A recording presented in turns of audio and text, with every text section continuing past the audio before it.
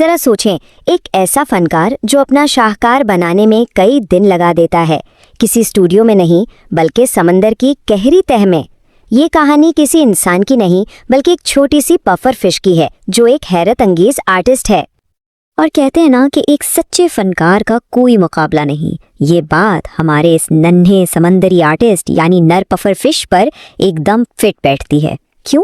کیونکہ اس کا تو سارا مستقبل ہی اس کی اسی فنکاری پر ٹکا ہوا ہے۔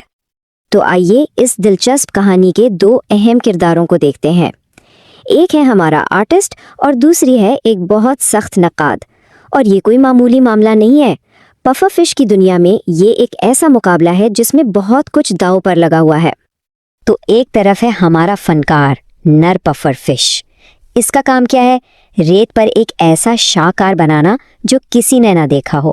اور دوسری طرف ہے نقاد یعنی مادہ پفر فش، جس کا کام ہے اس آرٹ ورک کو جج کرنا۔ نر کے لیے یہ خود کو ثابت کرنے کا چیلنج ہے اور مادہ کے لیے یہ اپنے مستقبل کے لیے بہترین ساتھی چننے کا فیصلہ ہے۔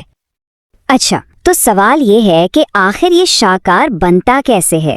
دیکھیے، یہ کوئی آسان کام بالکل نہیں ہے۔ یہ ایک بہت ہی محنت والا لمبا چوڑا پروسیس ہے۔ نر پفر فش دن رات بنا رکے اپنے اس ماسٹر پیس پر کام کرتا ہے۔ اس پورے عمل کے کچھ بہت خاص سٹیپس ہیں۔ سب سے پہلے وہ ریت میں بہت باریک اور پیچیدہ لکیریں تراشتا ہے، پھر اس بات کو یقینی بناتا ہے کہ کوئی بھی کچرا یا ملبہ اس ڈیزائن کو خراب نہ کرے، اور آخر میں ان لکیروں کو خوبصورت سیپیوں سے سجاتا ہے۔ یہاں پرفیکشن بہت ضروری ہے، ذرا سی بھی گڑبڑ ہوئی تو ساری محنت ضائع۔ یہ سب دیکھ کر ذہن میں ایک ہی سوال آتا ہے، آخر اتنی محنت کیوں؟ کیا یہ صرف ایک خوبصورت ڈیزائن ہے؟ نہیں، اس فنکاری کے پیچھے ایک بہت بڑا اور گہرا مقصد چھپا ہوا ہے۔ جی ہاں، آخر وہ ایسا شاہکار بناتا ہی کیوں ہے؟ اتنی زیادہ محنت اور اتنی باریکی سے کام کرنے کی وجہ کیا ہو سکتی ہے؟ جواب بہت سادہ لیکن بہت گہرا ہے۔ یہ سب کچھ اس کی فٹنس کا ٹیسٹ ہے۔ یہ اس بات کا ثبوت ہے کہ وہ کتنا مضبوط اور قابل ہے۔ قدرت کی دنیا میں اتنا مشکل ڈیزائن کامیابی سے بنانا یہ ظاہر کرتا ہے کہ وہ اگلی نسل کے لیے ایک بہترین ساتھی ثابت ہو سکتا ہے۔ اور سب سے حیران کن بات تو یہ ہے کہ اس آرٹ کے ہر حصے کا ایک ڈبل مطلب ہے۔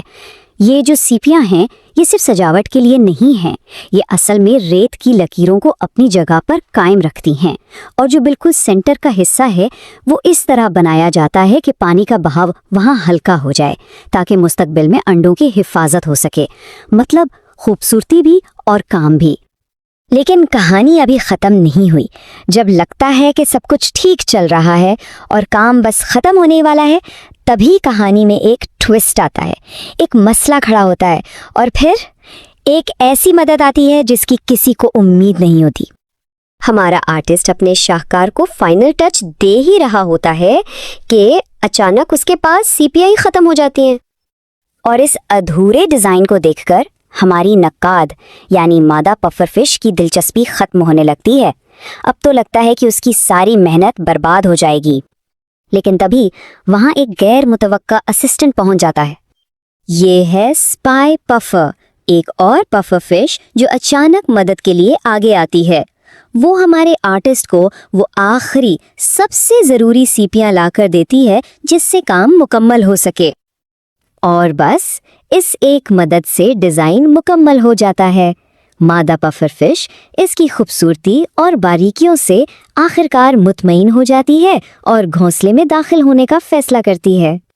اس کے بعد وہ لمحہ آتا ہے جس کے لیے یہ ساری محنت کی گئی تھی۔